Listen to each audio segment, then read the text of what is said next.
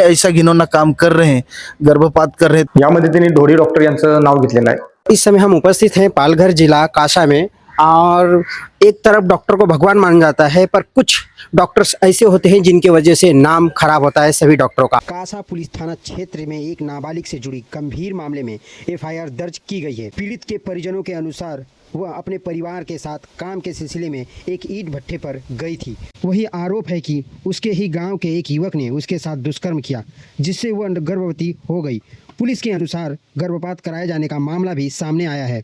शिकायत के आधार पर कासा पुलिस ने मामला दर्ज कर जांच शुरू कर दी है। चूंकि पीड़ित नाबालिग है, इसलिए उसकी पहचान गोपनीय रखी गई है। हालांकि यही मुद्दा यहाँ पे है और जानने की कोशिश करेंगे हम। सर, सबसे पहले आप आपका नाम? कमलेश रावड़। सर, यहाँ पे क्या हुआ था, ये मैटर क्या है? यहाँ पे जो एक कासा एरिया में एक लड़की रहती थी, वो उनका अल्पवयीन लड़की थी, करीब मेरे ख्याल से 16 साल था।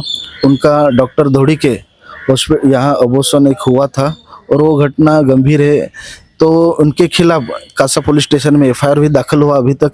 लेकिन वो डॉक्टर धोड़ी सरकारी हॉस्पिटल में एक अधिकारी भी है, जिम्मेदार व्यक्ति है, और वो प्राइवेट हॉस्पिटल चला रहे हैं, और वो प्राइवेट हॉस्पिटल में ऐसा घिनौना काम कर रहे हैं, गर्भपात कर रहे हैं, तो ये निंदनीय बात है। तो इनके ऊपर एफआईआर दाखिल हुआ, अभी तक वो फरार है, पुलिस ने कोई कार्रवाई नहीं ली है। तो आने वाले समय अगर पुलिस कार्रवाई नहीं लेंगे तो हमारी संगठन की तरफ से एक आंदोलन छेड़ा जाएगा। कासा पोलीस स्टेशन गुन्हा रजिस्टर नंबर 135/2026 BNS कलम 64(2)(69) 352 तसेच पोक्सो अधिनियम 2012 चे कलम 4, 2 व 8 प्रमाणे